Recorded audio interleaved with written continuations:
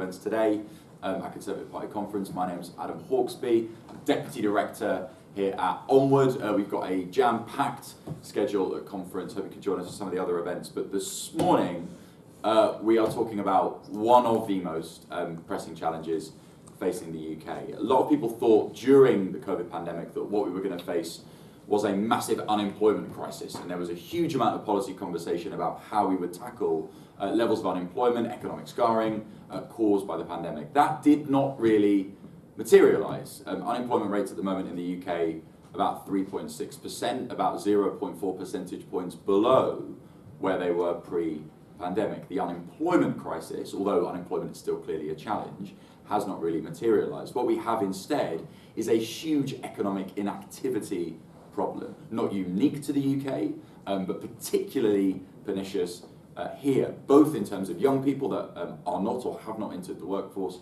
and in terms of people over 50. And Onward have done some work in Walsall recently as part of our Levelling Up in Practice programme, which really highlights there isn't one economic inactivity problem. It has a number of different facets and different elements. So in Walsall, just down the road, economic inactivity about 24%, so that's roughly tracking UK averages at about 22%. But Walsall really is made up of very different parts. You've got three constituencies there. Aldridge, a slightly leafier bit, running quite low, so about 13% economic inactivity, much tighter labour market there. Walsall North, that's Eddie Hughes's patch, massively higher. White working class population, about 1 in 3 people economically inactive, driven massively by COVID and the pandemic. Walsall South, an area with a very large South Asian diaspora, you've got economic inactivity roughly tracking UK averages, so about 26%, but huge differences in gender. So it's about 44% for women, so almost half of women are economically inactive in that constituency, and down at the floor, about 10% for men. So one overall approach to economic activity clearly not going to work. We need to deal with it in different places, driven by challenges around health, around skills, and really going to require a multifaceted approach. So I'm delighted to be joined by a fantastic panel today to talk about this problem. To my right, Victoria Prentice, Minister of State at the Department for Work and Pensions, a range of roles in government, most recently Minister of State at the Department for Environment, Food and Rural Affairs, and we were talking just now about Victoria's background in the farming industry and how that's informed some of the work that she's done. To my left, Andy Carter, the Member of Parliament for Warrington South, elected in 2019, was previously Group Managing Director of Manchester-based GMG Radio, has also spent time as Deputy Chair of Warrington Council, Parish Councillor in Lynn. And to my far right, we're delighted to be supported today by the organisation Maximus, doing some fantastic work in the UK to increase employability through a range of different programmes. Gareth is Programme Director for Maximus's Employability Division, previously Chief Executive of Remploy before they were integrated into Maximus, and will provide a really fantastic private sector service provision perspective on the challenge today. So what we're going to do, kick off with some opening remarks from our panel, their sense of how we tackle this problem and its nature. I'll ask a couple of questions and very much abuse my role as chair, and then I'll come to some of you guys in the audience as well. And we're, as a reminder, being streamed today, so we'll have some people joining us online. So Victoria, let's kick off with you. This question of levelling up the labour market, how do we make sure that our human capital is where it needs to be? Well, I think you've identified a really significant difficulty for us at the moment. It's in many ways what we thought would be a really nice problem to have, very low unemployment coming out of the pandemic. But if I can go back to my previous brief for a minute, the tightness in the labour market is really holding back growth, literally.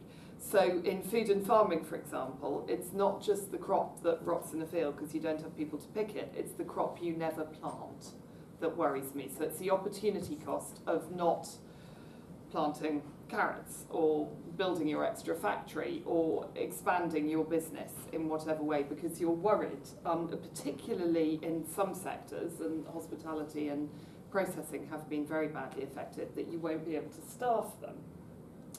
So I think this is a significant issue, and I think inactivity, well, as you say quite rightly, economic inactivity, because the people who we are interested in, the 9 million who are economically inactive, are probably not inactive at all. They're probably running around like headless chickens, looking after older family members, younger family members, staffing all sorts of voluntary activities. They're not necessarily inactive in the traditional sense of the word. But what we need to do is look at ways to encourage at least some of them into the labour market. That's for all of our good, because we need growth, as the Prime Minister has identified, and we cannot do that without a workforce. But it's also because we believe fundamentally that people get other things out of going to work. So there may well be disabled people, for example, who would really benefit from job, not necessarily full-time, not necessarily very physical, but would really get a sense of worth that is difficult to do if you're not part of the active workforce. There's also, as you talked about, older people. And that's a word I try not to use in the department when I find out that they mean over 50s, who in my view are people in the prime of life. So we try to call them over 50s now. And we are working up various interventions, many of which require flexibility from employers in the very widest sense of the word, not just home working. Not just different hours, but also different ways of understanding how people live their lives and how you do have to make allowances for care for older relatives as well as younger relatives, for example. And how looking at employee well-being perhaps is a broader concept than we've given it credit for before. And there's another group of people in the inactive, economically inactive group, people who don't realise what their retirement is going to cost them. So they haven't necessarily added things up right for their pension. And I think it is important as well, and we've started to do this as a department. We have an online tool, a midlife MOT it's called, but I think that's something we need to push the concept of much more. We have people are very bad at evaluating their own risk. And we know this, there's lots of academic studies which show that we're very bad at planning for the longer term future. And as we know, luckily these days we have long life expectancy. We need to make sure that our retirement looks as we want it to look. And we need to do our sums very carefully in our early 50s if we're thinking about retiring. So that's just a few things to start us off. I'm sure we'll come on to talk about persistent unemployment later, but this is a group we're particularly interested in. Okay, thank you, Victoria. Andy, some thoughts from you on this challenge of how we level up the labour market?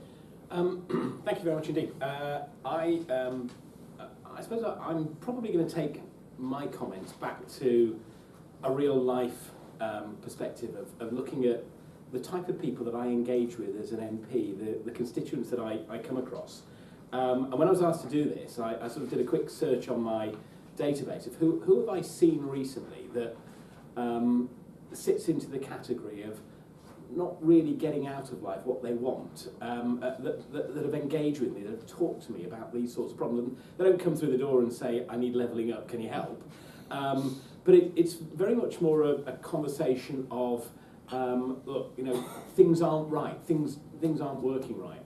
And there are three that very quickly came to mind that I think are probably within the last 3 or 4 weeks. The first one was a mum and her son who came to see me about something completely different. But in her son, who was, I think, 17, maybe going on 18, I saw somebody that I didn't necessarily recognise from a generation ago. It was a young man who I would have expected to have been in the part-time labour market, but because of COVID, hadn't had the opportunity to get a part-time job, and so just wasn't engaged in the world of work as a 17 or 18-year-old, in a family that I probably would have expected them to be. And I think that sort of springs straight away an issue to mind that we've got to get young people very quickly back into the world of part-time working from as early as possible. 16 is, I talk to my 15-year-old about going out and doing a paper round, and that's just alien to him. But the mindset of being in the workplace as early as possible, I think, is really, really fundamental to helping generations of the future. Talking to that family and to the son in particular, the challenge of COVID education, the total focus on his exams, quite right to do that, but also his parents' engagement in the world of work and talking to his their family about this notion of going out and being independent and having some money for yourself to go and do what you want to do just wasn't there. So that for me was a big red flag that I think we've got to look at very, very carefully. The second is mums and dads that are focused on childcare. And I say mums and dads, and the truth is most of the examples I deal with in the surgery are mums that really want to go back to work, but it's not paying for them because childcare is so expensive. And I think that from a policy perspective is an area where we can really do work and pull levers to make it pay to go to work, and so that you are not taking out millions of very, very talented people that are spending time at home and unable to re-enter the labour market. And then the final area is the consultant doctor. They came and said to me, look, it just doesn't pay to go to work. I've hit the ceiling. I'm putting stuff, I might as well just retire. Hugely skilled, probably the one person that we want back in work today to fix the long wait lists in hospital. And he's saying, well, look, there's no point in me being there.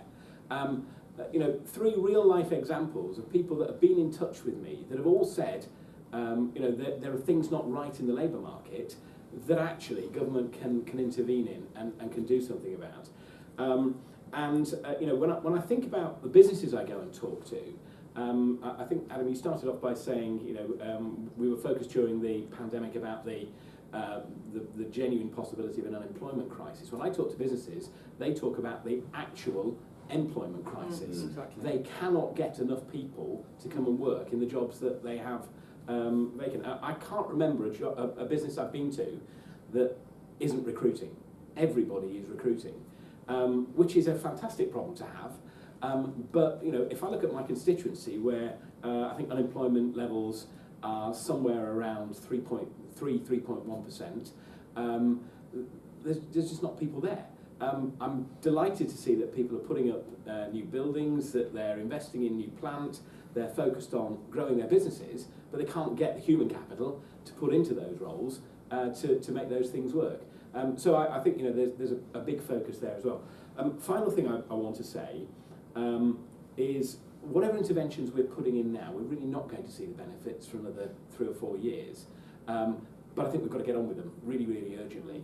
And I think this is something that the government are very aware of, and I'm really pleased with some of the announcements that came in the plan for growth.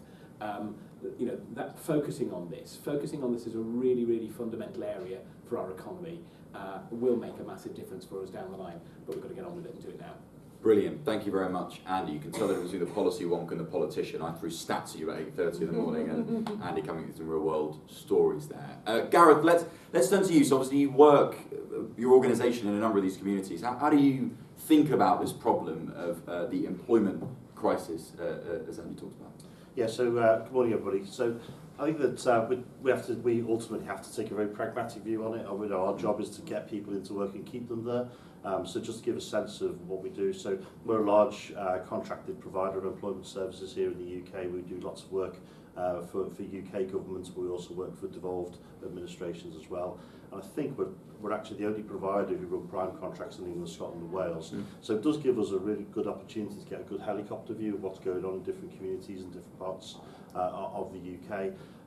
I think that there are some longer term challenges, some of what we touched on, long-term policy issues, and there's clearly misalignment at the moment between the employment services system, the skills system and the health system, and a better alignment of those 3 systems to focus on prioritised groups is really important, and the ability to move quickly, to be agile enough. So, we all saw what happened when the pandemic came on and how quickly that ripped through the UK economy and what it did to our communities. And we just don't have the agility as an economy to adapt to that speed of change. And I think we're naive if we don't think those kinds of things will happen again in the future, not necessarily another pandemic, hopefully, but the pace of change that we all face in our communities. So I think looking at how we integrate employment, skills and health, I think is the long-term answer. In the medium term, though, we've got to work with the problems we get faced today.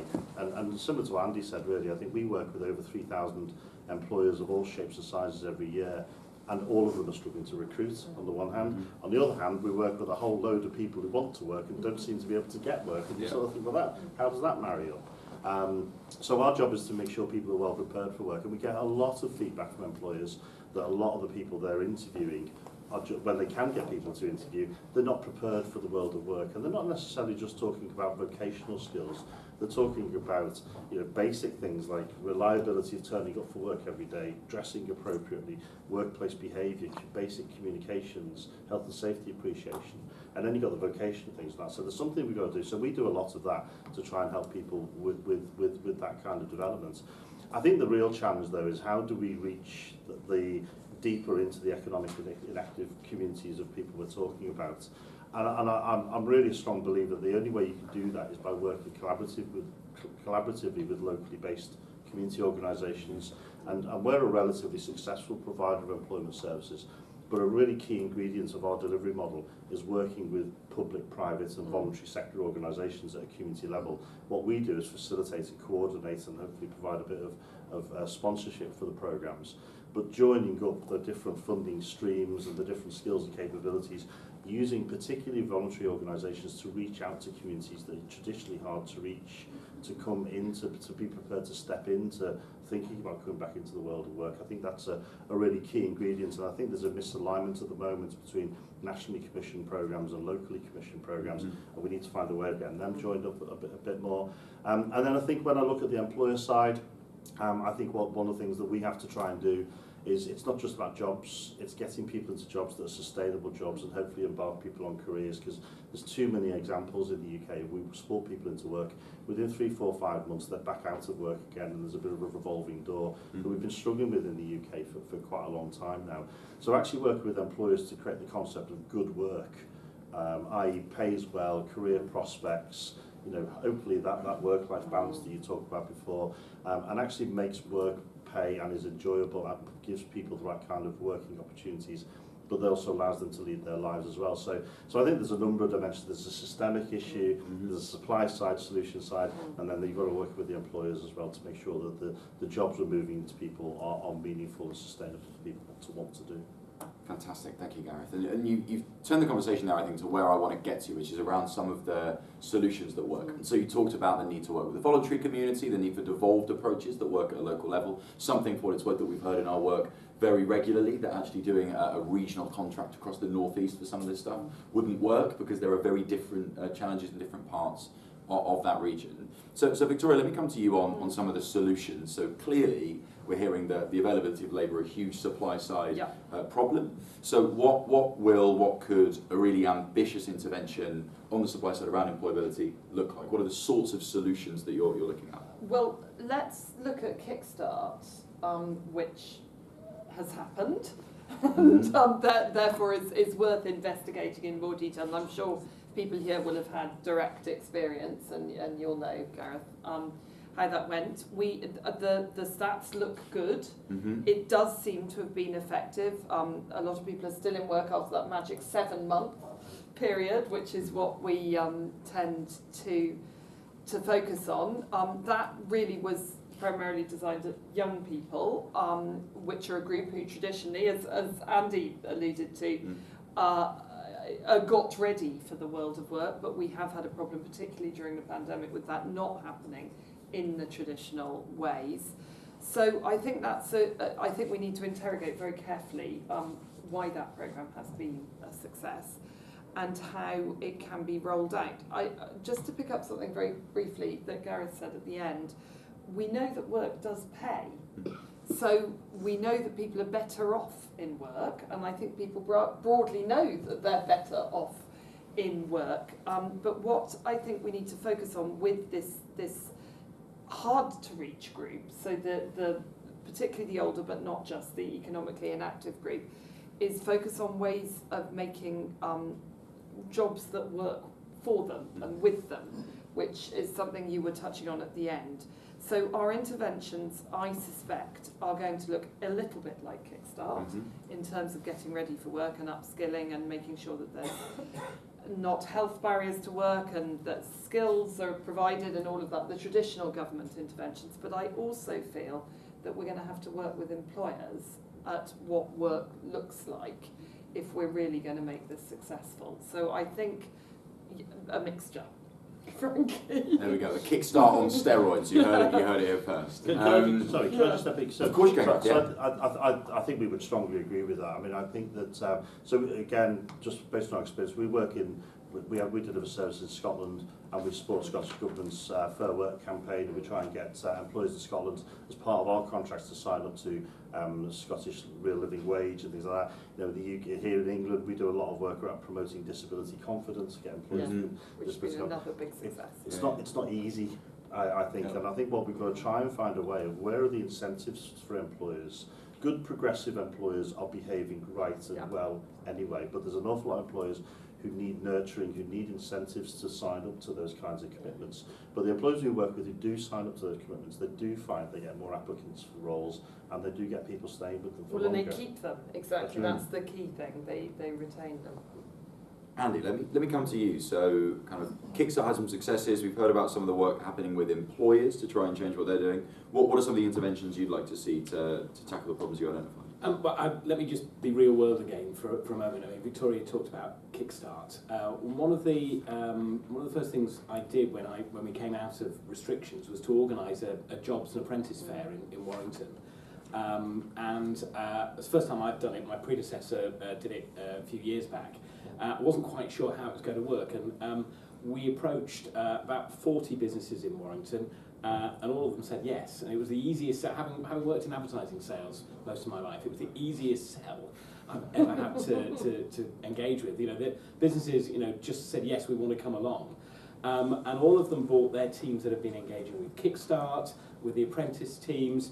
We had about 1,000 young people turn up to it, which genuinely exceeded my expectations by about 100-fold.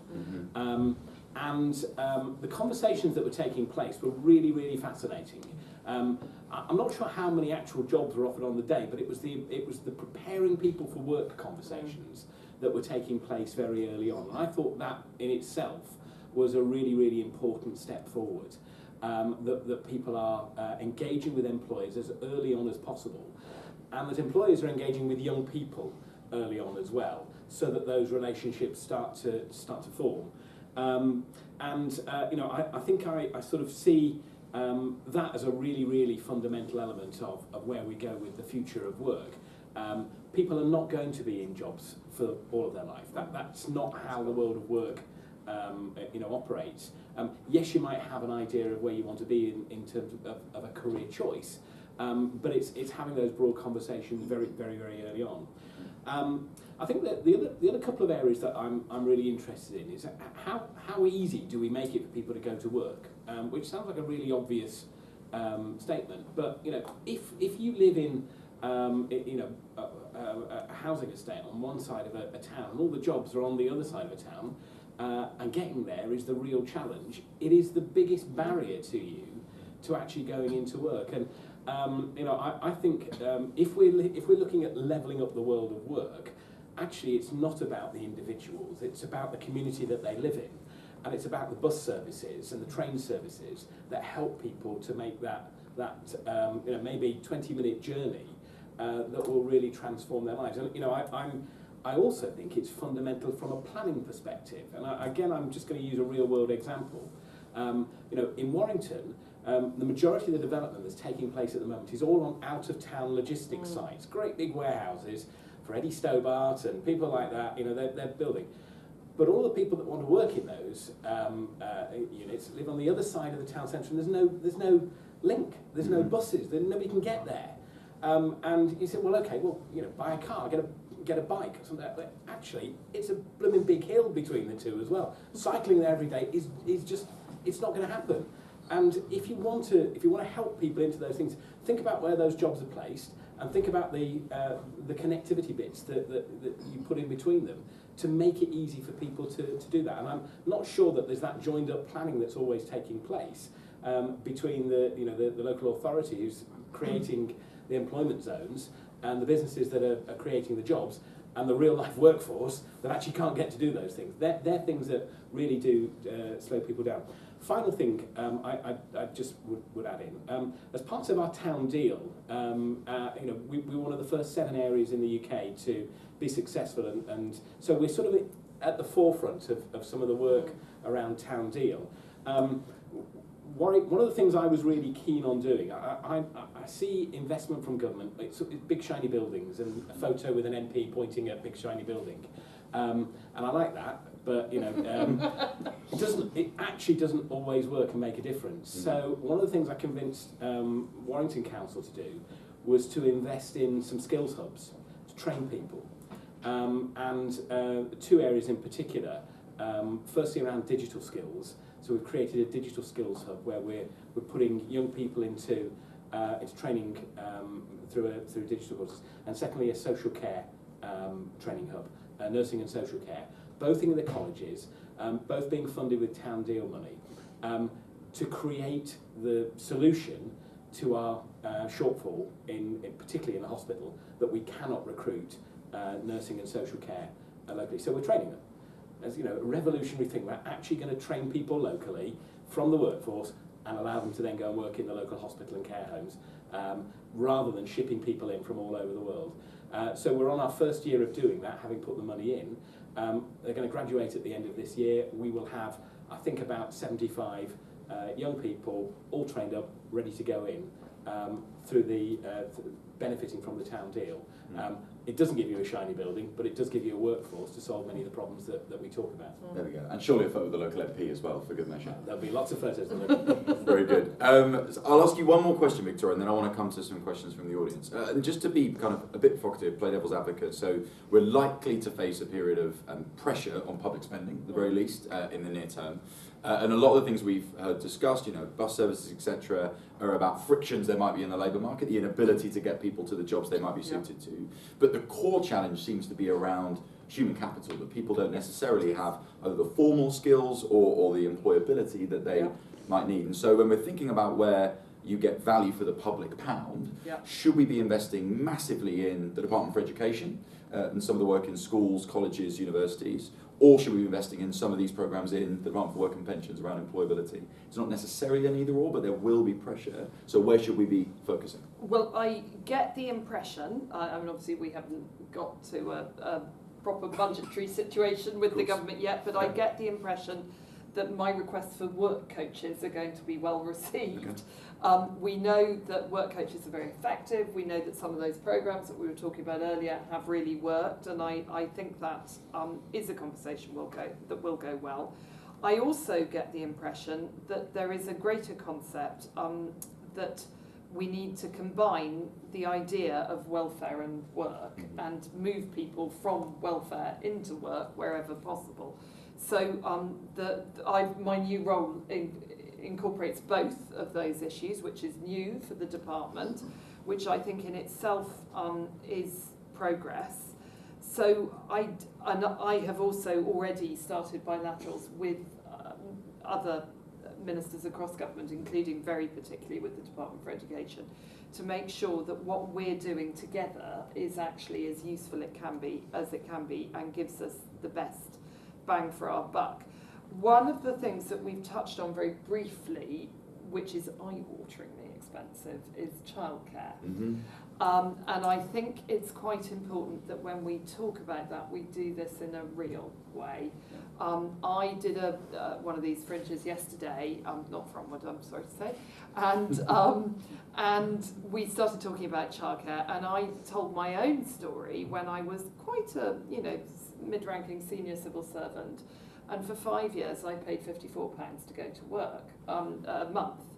And that's relatively normal. After the event, I went out and was putting on my lipstick in the ladies' loo.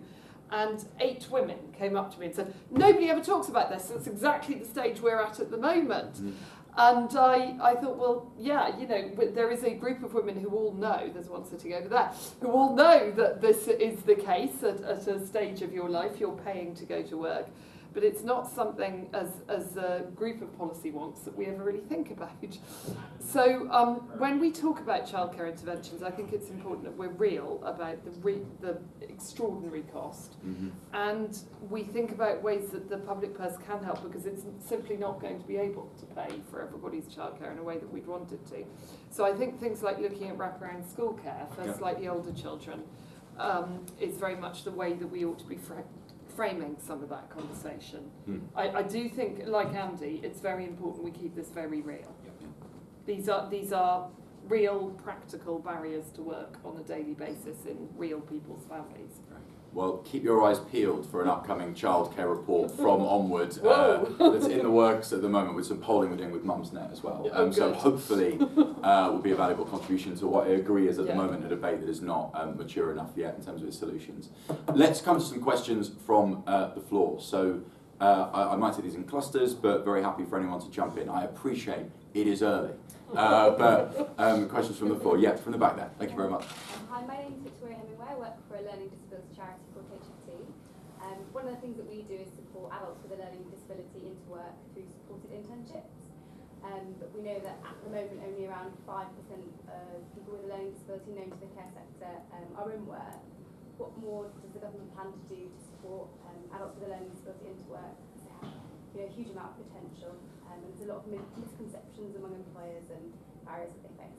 Excellent question there. So just for people who didn't catch it on the stream, a question about adults with a learning disability and what more can be done to bring them into the labour market. Gareth, let me come to you first on that question, but before I come to the Minister. So what is happening already that works, and what more can be done? So supported internships work. They've been proven to work, and they do work, but they're expensive. And that's the challenge with supported internships. So, but the value of the return on investment to society broadly is hugely beneficial, and that's the challenge when we get into very specific groups of particularly disabled people. You know, the same I think for people with severe and enduring mental health problems. There are supported employment models that we know work in getting people into work and sustainable work. So on the mental health side, there's programs called individual placement support. They are proven to work, but they are expensive and they need a considerable amount of investment, and that's the problem of how you square that circle. But we know the models work. We know there's expertise in the marketplace. There's a lot of small charities and organisations well skilled to do this. A lot of FE colleges now are well skilled to do it. We also know there's no shortage of employers who are prepared to take people as well, but they need that support. The employer needs the support as much as the individual does. But that's the challenge, is how do we make those funds available? But the models are there and they do work. Victoria? Well, I've always been very keen on some of those models, and I've seen them in my own constituency, particularly with big retailers, work really well, and the value, both to the employer and to the individual, is almost impossible to quantify in financial terms, actually. But I do think if we start to look at this in a more holistic way, and we quantify not just the welfare saving, but also the health saving and the mental health saving of people getting up every day, going to work, feeling like a really valued part of their community, then that does become an easier conversation to have across government. As ever, we know how to do this. Some employers have been doing it for a very, very long time. And we know that some of these groups have special skills that employers really value, and often the retention levels are fantastic. But we do need people to be flexible and understand that possibly full-time work is just going to be too tiring for some groups. But I'm optimistic about this group, and I'm optimistic about the way we're talking about the economically inactive, because that very much includes part of that group. Excellent. Andy? I think helping young people, really young people, to understand the value of being in work is really, really fundamental.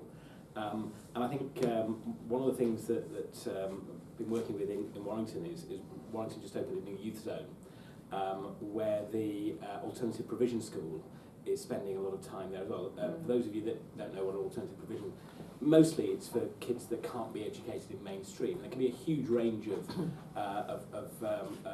children in AP, but getting them into the youth zone and getting employers into the youth zone as well on a neutral base has really made a big difference to the employment opportunities for kids coming out of there. I got involved with it when I was working in the media, and I spent time looking to try and find people that didn't think the way that everybody else thought, because I wanted creative people, and went to the alternative provision school and found kids that just didn't fit into the normal way of doing things, and they were brilliant disruptors, and they came in and gave the creative teams in my business huge drive to do things differently. And I think the moment you see the opportunity that young people that have perhaps got learning difficulties have for a business, it can be really revolutionary. The other thing, that just to touch on, sort of the point you made there, Victoria, I've been out to see sort of lots of GPs. Look at my casework load, and huge numbers of people writing to me about they can't go and see a GP. So I've been out talking to GPs, and one of the areas that is probably the most challenging area that the GP works in part of Warrington, in a really tough part of the town. And I was talking to her about the medical interventions that she's making, and I said to her, what's the medical intervention you are making most? She said, well, the first thing is it's antidepressants. Look, we deal a lot with antidepressants. And I said, well, okay, fine. Non-medical interventions. Well, she said, I quite often write YNAJ. And I said, well, what is that? She said, you need a job. If you can prescribe jobs to people, you will make a world of difference to their life, because they live in their bubble, in their home, and don't go and interact with anybody, and don't get that benefit of socialisation, and that's the bit that can really cure a lot of their problems. So I think sort of linking in the whole sort of healthcare side with work really is fundamental, and helping people to find that their solution is going and interacting and going and getting a job and getting structured in your life, because that will make a world of difference. Yeah, we're sadly going to have some learning on that from the pandemic, I think, when of course people were forcibly stuck at home. Yeah. And I think we'll see, well, we've seen already with the younger age group how detrimental that was to their anxiety and depression levels. And I think that obviously feeds into all parts of society. Sorry, Karen. So I think models like individual placement supports see work as part of the recovery pathway, and it absolutely is integrated. And I think that's a key part of it. I think a lot of what goes across a lot of these things as well is the issue of confidence, and confidence across the board. Employers need to be more confident to employ people who traditionally require more adjustments and more flexibility. I think we've seen huge levels of confidence drop with job seekers during the pandemic, and the anxiety about going back into the world, but particularly people who've got work-limiting health conditions and who still perceive that they might be shielding or at risk of the pandemic. I think that's an issue. But just picking up specifically on supported internships, in our experience is particularly for young people with severe learning difficulties under the age of 24, their families have probably had to fight quite hard to get that diagnosis and to get them qualified for an education, health and social care plan. And the risk of moving into employment of being under 24, for example, if you go into an apprenticeship, the risk of losing that status and associated benefits is a massive risk. So what we found is you can work with the young person who might have an aspiration to work, but actually their family and even professional support, social workers and that, they're anxious about losing the benefits that individuals currently got. So there's something around how can we provide some safety nets really in the system to give people and their families more confidence that if they move into work, and if it doesn't work out, they don't go back to square one and the whole system and go through again. Maybe there could be something that says, if you've reached the point of support, that's protected for maybe 6 months or something like that. So if it doesn't work out, so you've still got that protection, but actually it takes away the perceived risk of moving into work. Fantastic. Okay, let's get some more questions. From over here. Hi, Daniel from the ICW. I want to follow up on what Andy was talking about in terms of greater alignment between different parts of the system. And I suppose my slightly controversial question is the machinery of government actually set up to deal with this issue, or should it be reformed? Because if I'm looking at it from a skills perspective, the DFE is responsible for skills, but children are leaving school not knowing how to enter the workplace. They're responsible for post-16 education, technical education, but BAYs know what businesses actually need. They're responsible for the local skills improvement fund, but DELWP and the local authorities know what the local areas actually need for education. And obviously DWP is responsible for once you're out of work, how do you get the training and the skills to go back in? So you have very wide fragmentation on this issue. Is it working, or do you think there are tweaks that should be made? So for those on the stream that didn't catch a question there about kind of does the machinery of government need to change? Do we need to think about how we tackle this problem differently across departments? I'm very grateful that this early on we're on machinery of government questions. It's music to my ears, the policy person. Victoria, question for you. Do we need to change how departments deal with this issue? Yes, frankly. I'm not change in a drastic way, but we definitely need to make sure we're as joined up as we possibly can be. And I think, as we've been talking about, that there are also other departments which traditionally have not been in this work conversation, like the Department of Health, which really, really need to be. So, I mean, I've only been in role a few short weeks, but already I've set up bilaterals with all of the other ministers across government who I think are really integral to this. And I think I think with the government's new growth agenda, I'm seeing real impetus behind making government work to make sure that we can provide the workforce that we need. So I'm quite optimistic on that front. I mean, work is so much part of all of our lives, and it's so much part of what we as government need to facilitate, that it's really important that it is done by every department. And I get that in this new plan for growth, actually. Andy, let me come to you. Yes. I think one of the most shocking experiences when you arrive as a new MP, and I still almost think I'm a new MP, having been here 3 years, is you have a realisation of how clunky everything is, genuinely how clunky everything is. When you want to try and make something happen and you've got more than one department involved, God, it's a nightmare.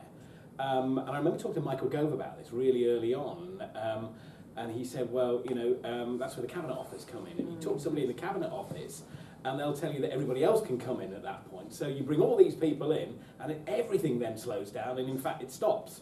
And I suppose that the most reassuring thing I've seen from Kwasi and Liz in the last couple of weeks is a message that I think has gone through the entire echelons of every bit of government, is that growth is our driver.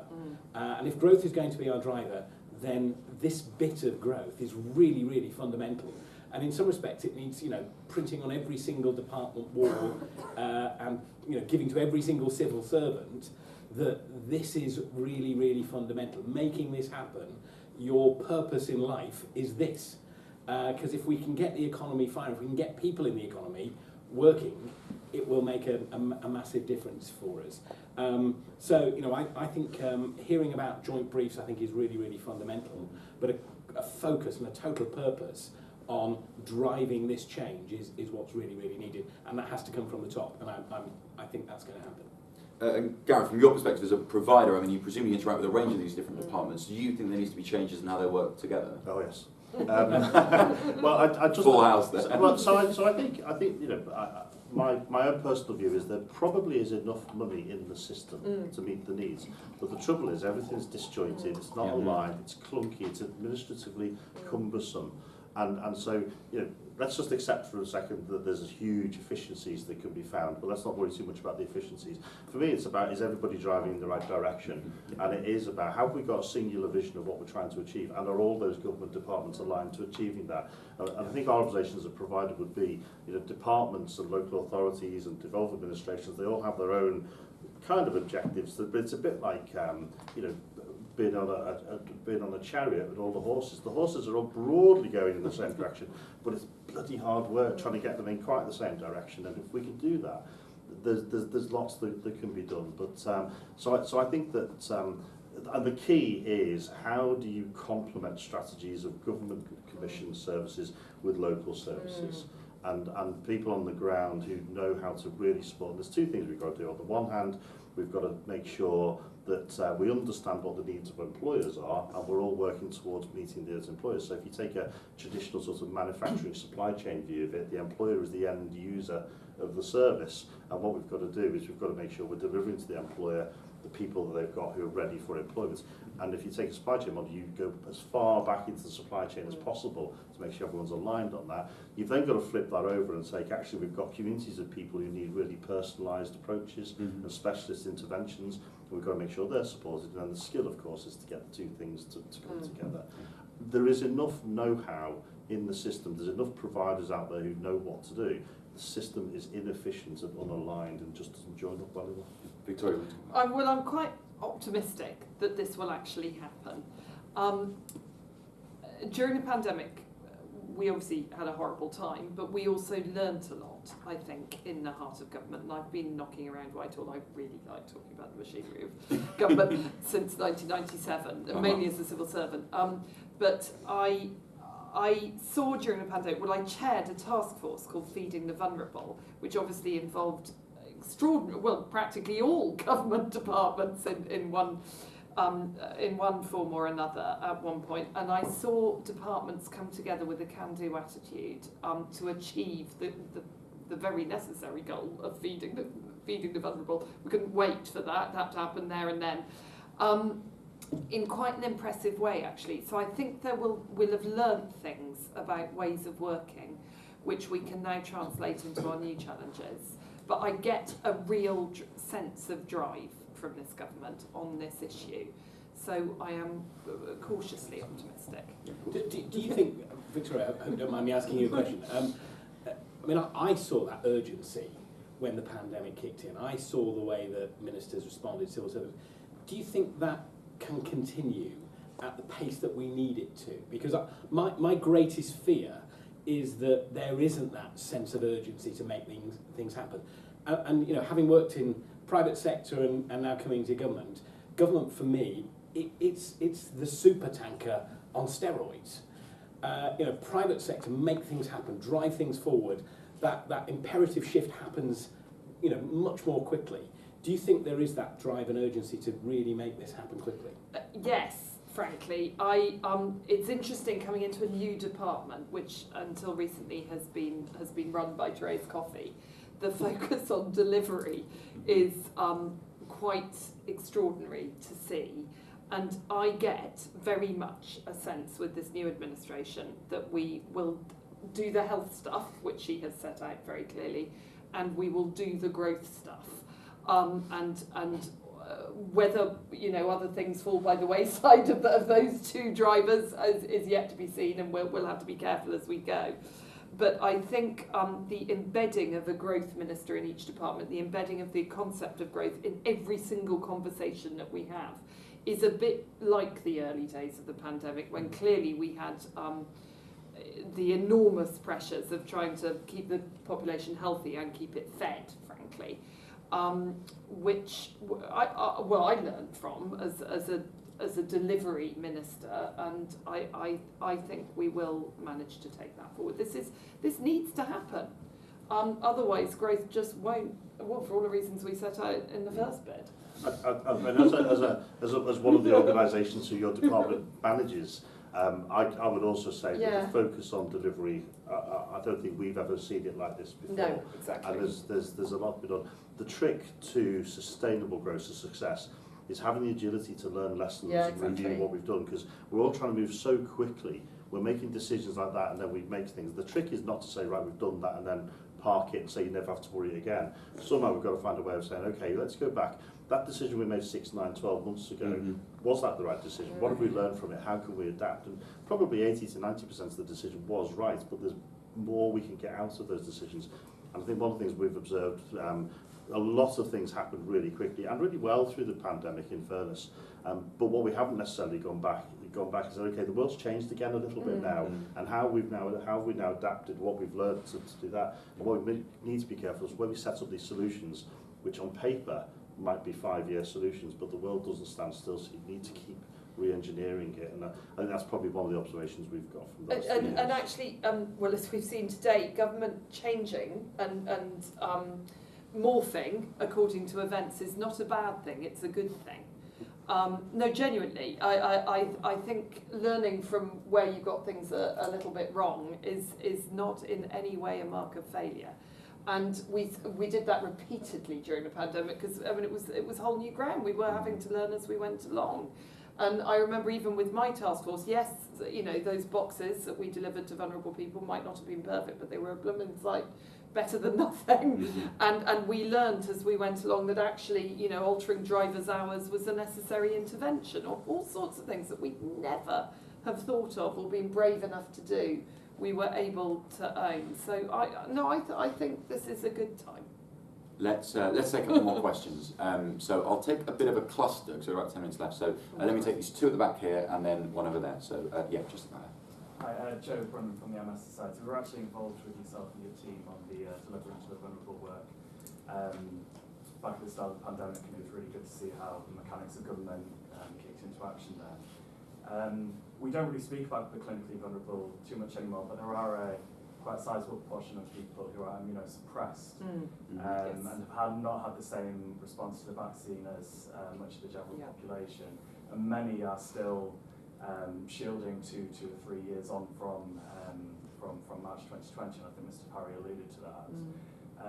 So I guess I just had a question around what can we do to better support those individuals who have had to curtail their lives, their employment for the last 2 or 3 years, and how can we support them to get back into some sense of normality and get back into their employment. I'll just take another couple and I'll cluster them if that's all right. So fantastic question there on the clinically vulnerable and what we need to do to support them. A question there at the back.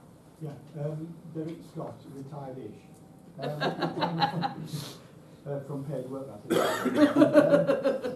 Right, how well understood, I'll try and read it out quickly. How well understood is a change that's happening on retail shop floors, particularly with respect to the shop floor, the sales part and the back part, obviously the front, you can see automation with regard to self-service tills, and also how the flow stock from landing to actually shelf without pausing in the warehouse for God knows how many years. Yeah. Particularly with well-established retailers, how well understood is that, and how do you handle the people who are needing upskilling, reskilling, or actually becoming in the wrong place, and how that's handled, being in the wrong place, rather than having a disciplinary and sacking them. There you go. So excellent question on the changing nature of work, and in particular around retail, and how that has changed. Kind of mass employment sector, often low productivity and low wage, real challenge. Question there. Thank you, Nicholas Heslop. I work for the Baker Dairy and Educational Trust. We promote and support the 48 university technical colleges across England, including an excellent one in Andy Carter's constituency, Warrington South. I was also, until 2 years ago, a local authority leader in West Kent. I was always very keen on promoting the world of work and the world of education, or the world of education and the world of work, because I think the two are interlinked, and we've heard during some of the panel this morning actually how it's important to get young people to understand the world of work. I suppose it's a plea to you, Victoria, when you're talking to education ministers, please do remind them that actually it's important that young people do understand the world of work. That's one thing that UTCs do. It's not just a 2-week work experience, it's actually interacting with employers throughout their schooling. Thank you. Excellent. So 3 questions there. The clinically vulnerable, what we can do to support them. Kind of retail, the changing world of work, what we need to do. And one there on university technical colleges, and in particular, the relationships between work and education. Victoria, let me come to you. I don't know if I'm going to manage all of them, but I met a lady this morning over a cup of coffee, whose daughter was going to go to university, was past her A-levels in the summer, you know, going through her options, went for an admin job because she thought she'd have a year out, she wasn't sure about university, and was offered a degree apprenticeship. Absolutely mind-blowingly good deal, £22,000 a year in the city. She'll end up making a fortune, really happy. I think it is really important that we look at all sorts of linking of work and education, because there are many ways to prepare yourself for work, and education is needs to be seen in the broadest sense, and definitely you can't separate the two. In terms of the clinically vulnerable, and indeed the other question about the changing nature of work, the answer goes back to a word that I find myself using an awful lot, which is flexibility. So flexible working can mean working at home, it can mean working through Zoom, it can mean working different hours, it can mean working in different places, it can mean your employer giving you time off if you need to attend appointments, or working, working around your bus timetable, frankly. But I think, well, I'm looking forward to meeting you and having a more detailed chat about what we do for the clinically vulnerable. I, during the pandemic, had somebody who worked for me whose partner was clinically vulnerable, which obviously affected whether or not the person who worked for me could come to work. And I think we need to remember that this is quite a significant group, and even though the rest of us may be relatively relaxed about catching COVID now, there are a group in society, and not necessarily a fixed group, because of course people go in and out of treatment and become immunosuppressed at different levels. And of course their partners and children and people who interact with them do too. So I think if we've learned anything from COVID, it's to be a bit kinder and a bit more understanding about the effect of what disease we've got does to other people. I think this is probably, and in the end will be seen as a good thing for the clinically vulnerable, because we've all learned that this matters. And on the changing nature of work, yes, work is changing so rapidly. Andy said earlier, nobody today is going into a job for life, and nobody can expect things to be static in the way that they used to be perhaps 30 years ago, and I think we need to encourage people to embrace that. Okay. Gareth, let me come to you, and in particular this question actually about the changing nature of work and retail. Talk about work readiness. Work readiness presumably very different now to what it would have been 20, 30 years ago. So your thoughts on that and on the other questions? Yeah, we'll just come back to the MS Society first. Sure. I mean, that's a classic example of why organisations like the MS Society need to be part of the solution. Yeah. So large government contracts are given to relatively larger delivery organisations. As talked about earlier before, our model is to integrate with local expert organisations, because they're the trusted organisations that people will listen to. So we need to work in partnership with organisations like the MS Society to give people the confidence to take that next step. We also need healthcare professionals to encourage them to do it, because again, are they talking the same language? And that comes back to alignments of system. But in terms of getting people ready, again, I'll answer partly the retail question with it comes back to the system again. So what we saw when the pandemic came, huge decisions taken by the Department of Work and Pensions to introduce schemes like Kickstart, like job entry targeted support schemes, which was all around, people who are dropping out of employment because of the pandemic, how can we get them reskilled and back into work? And what we were really seeing was an acceleration of diminishing sectors and acceleration of growth sectors. Mm-hmm. So there was a big retraining issue there. Mm-hmm. But what you saw was the employment support sector responding positively and quickly. But the skills sector didn't respond in the same way. The skills sector was about how do we enable people to carry on learning through things like online solutions, which is great. But what they were teaching and learning, the subject matter, didn't change in line with the labour market. And that's an example of the misalignment of what happens and the need to get the pace of change sped up. The reality is, retail has been in decline for some time in the UK with online shopping and everything. Mm-hmm. We're seeing growth in things like warehousing, picking and packing, contact centre growth, professional services growth. They're the centres there. So what we need to do is to make sure it's not just young people who are supported, where a lot of the education money goes into, but how are we supporting older workers? When I say older workers, I'm talking over 24. Yeah, exactly. In that sense. People who've lost their jobs, whether it's the pandemic or whether it's something else, we need to make sure we can get to those people quickly, retrain and help them move into those sectors that have got growth. And again, that comes back to agility in the system. Andy, final thought from you? Just on the retail, I started talking about getting a job when you're coming out of school. My first job was working for Marks and Spencer's on the till in menswear. And I went to buy a shirt on Saturday evening before I came here, because normal planning, I didn't have anything to wear. And I went to Marks and Spencer's, and I don't think there was anybody under the age of 60 working in the store. everybody was what I would have classed as a mature employee, who I guess probably were in their second or third phase of career. And actually it was a really reassuring thing to see.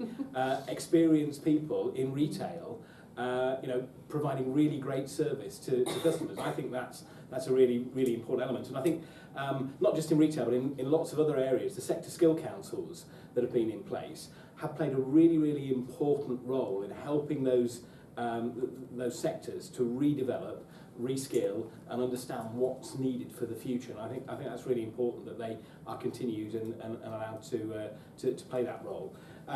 The second point, I'm really glad you mentioned the UTC. For me, the UTC in Warrington is the sort of beacon of where we got to get to with education, particularly technical education.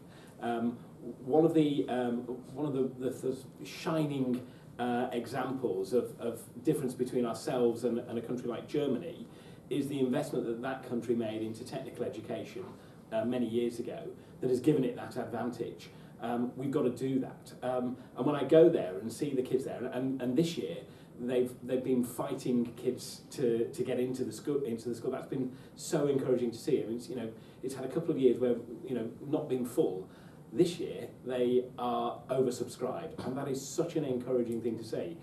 And hearing parents talking about why they want their kids to go to a school that's offering technical education, I think is so refreshing as well. I think we need more UTCs. It should be an absolute focus of the Department for Education and the DWP, because they work together. They help find solutions for young people that aren't necessarily academic, and allow them to enter the world of work in a very different way. The final thing around the sort of clinically vulnerable, you made a comment about helping people sort of get back into the normal world or normality. I'm not sure there is a normal world anymore. I think the whole disruption that we've seen, normal is now what's normal for you. And I think employers have got to recognise that, and employers have got to be much more flexible. And I think we've all woken up to Zoom. We all know what MS Teams are, but it's having those workplaces that see the benefit of doing that, not just because it cuts down costs, but it actually brings in people that you wouldn't necessarily find are able to work. And then from people working all around the country, I know there's now people that wouldn't have dreamt of trying to get a job in London that live in Warrington, that are working for companies in London every single day because they can work from home and just travel one day a week on the train and do that. And I think it applies to people that are perhaps immunosuppressed as well, that there's opportunities to do things in a way that they wouldn't have done before because we've got that technology advantage. There we are. There is no normal. That's a good point to end on. We're going to have to wrap up there. Huge amount more to say on this topic. I'm really grateful for having this conversation this morning. Thank you to Andy, to Gareth, and of course to the Minister Victoria